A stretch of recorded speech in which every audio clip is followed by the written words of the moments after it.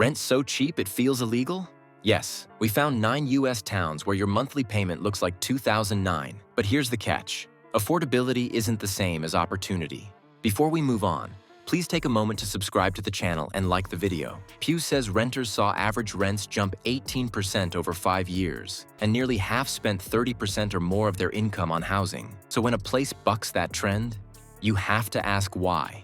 Stay, and I'll show you where the square footage is massive, the rent is tiny, and the trade-off is real. Jobs, amenities, and the kind of vacancy versus value trap most people miss. Number 1. Wichita. Wichita looks fake on rent.com. You'll scroll past $900 for a renovated downtown loft with brick walls, big windows, and think it's a scam. It's not. There are walkable pockets around Old Town and Delano, Art Deco bones, and neighborhoods where people still know their mail carrier. But here's the catch. Wage growth hasn't kept pace. After 6 p.m., some blocks go quiet, and nightlife is more scattered than stacked. You'll find space, not buzz. Here's the thing. The aircraft legacy built the place, then outsourcing and automation slimmed payrolls. That left pockets of vacancy in older complexes and softened rents. Average 1-bed and 2-bed prices sit well below national, while median incomes land mid-pack, so rent-to-income looks friendly. Jobs lean aviation, healthcare, and logistics. Solid, not splashy. Food scene, scrappy, dispersed, and worth the drive, because you'll be driving. For remote workers, it's a cheat code. Low rent, easy airport, sane traffic. You bring the career and your Friday night plan. So cheap lofts are real. Number 2, Toledo. Waterfront views on a warehouse budget. That's Toledo. Riverfront, Lake Erie access, and rents that feel pre-Netflix. You get big houses with big porches and a mortgage-sized yard without the mortgage. But here's what nobody tells you. The industry scars are real. Decades of population loss left sturdy housing and thin ladders. The winter gray hangs like a screensaver you can't turn off. Here's the thing. The auto supply chain shrank, but the port still moves freight, and hospitals and universities keep paychecks circulating. You'll see arts pockets, small galleries, and rehabs. Then hit a block with a vacant lot that reminds you why prices stay low. Median rents sit below median wages more comfortably than in hot metros. Yet vacancy runs higher in certain submarkets. Neighborhoods swing hard. Old West End brings historic charm. Other areas feel stressed. So if you arrive with a remote paycheck, Toledo turns into a value playground. Home office, studio, yard. Number 3, El Paso. El Paso keeps rent grounded while the rest of the Sun Belt sprints. You get mountain views, Tex-Mex that ruins you for average salsa, and a military backbone that steadies the market. It's calm, it's affordable, it's real. But here's the catch. Wages run low, summers cook like a dashboard skillet, and you're far. You're not weekending in Austin without flights or a long drive. Entertainment runs narrower than the big Texas metros. More neighborhood taqueria than rooftop carousel. Here's the thing. Fort Bliss keeps demand steady, and cross-border trade adds resilience when other markets wobble. Rent growth lags Austin and San Antonio, while cost of living stays friendly. Median wages trail the flashy cities, but commuting is simple and predictable. The border economy brings steady shoppers and services, and healthcare capacity covers the metro without luxury tier pricing. Number 4, McAllen. McAllen rents make you double-check the lease. Groceries, healthcare, and school costs move at a gentler clip. Winter Texans swarm the big box aisles. And yes, that Costco parking lot stays full for a reason. Here's the catch. The economy is service-heavy, so median wages sit low while costs creep. Humidity turns summer into a steam room. High-paying sectors are thin. Medical tourism brings shoppers and clinic jobs, yet it doesn't lift every paycheck. Here's the thing. Retail and healthcare dominate hiring, reinforced by steady cross-border spending at large retailers. The international airport is convenient, but route options are limited, so weekend hops cost time. Entertainment skews family-forward, parks, events, chain restaurants, less nightlife-forward sparkle. Rent-to-income can look friendly if your paycheck comes from elsewhere.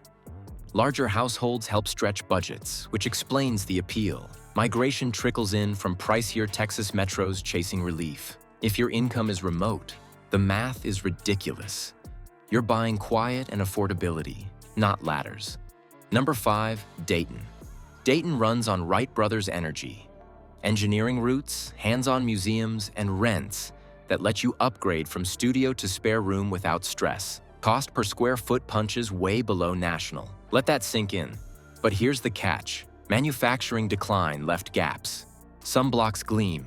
Others feel paused mid-renovation with plywood and permits. Not every street has momentum, and you'll notice the contrast fast. Here's the thing. Wright-Patterson Air Force Base and defense contractors anchor paychecks. Universities add stability, but campus life can feel insular. Revivals around the Oregon District and Water Street are real, yet they stay tight to their corridors. Vacancy swings by submarket, and rent trends lag income growth just enough to keep prices soft. Crime differentials mean block-by-block due diligence. Commutes? Short, predictable, easy on your tank. For a remote gig, Dayton delivers big space living and a legit community scene, if you curate your zip code. The price you pay is uneven progress. Number 6, Akron. Akron is that weird glitch in the matrix. Craftsman houses, brick duplexes, and rents that feel like a coupon code nobody turned off. Trails, parks, and the Cuyahoga Valley sit right there like a national park backyard without the HOA. But here's the catch. Post-industry churn lingers, wages lean modest, and downtown is still stitching itself back together.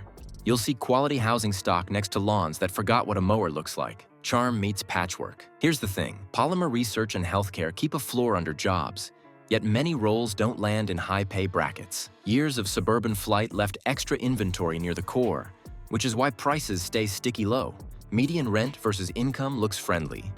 Vacancy runs higher around some inner ring blocks, and property taxes can nibble enough to matter.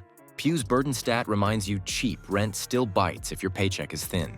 Number 7, Little Rock. Little Rock is the state capital where your rent won't bully your bank app. You get the river market, long greenways, and a steady government presence that keeps the lights on. It's urban light with weekend trails instead of velvet ropes. But here's the catch.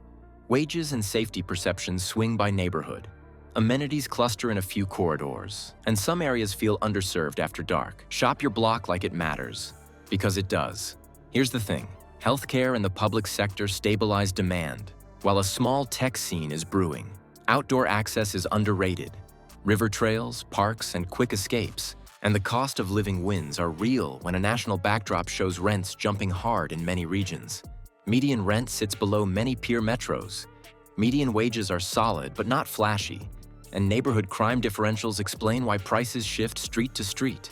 Recent revitalization downtown shows progress without the sticker shock. Number 8, Carbondale. College town prices usually punch you in the wallet. Carbondale swerves. Enrollment drops at SIU left behind apartments with incentives and houses with yards that don't demand blood money. Landlords know demand softened, so you'll see flexible leases and deposits that feel like a typo. But here's the catch. Fewer students means fewer businesses, and the social calendar goes quiet once finals end. The job market leans hard on education and healthcare, so paychecks run modest and mobility is limited. Here's the thing. Southern Illinois scenery is top tier. Shawnee National Forest, lakes, bluffs, the whole deal. Yet the economy stays narrow and rents reflect it. SIU's downtrend pushed vacancy up.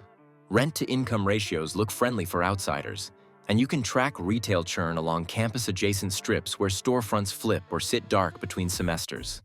It's real. It's happening. Number 9, South Tucson. South Tucson undercuts Tucson proper. You get cultural richness, real-deal food, and big skies for less. Transit runs better than the far-flung suburbs, so you're not chained to a car for every errand. But here's the catch. The city is tiny. The housing stock skews older, and safety perceptions vary block to block. The economic base is smaller, so a lot of people commute into the wider metro for work. That's why rent stays sane. Here's the thing. The university and aerospace clusters nearby float demand across the metro, but attention and higher bids concentrate elsewhere.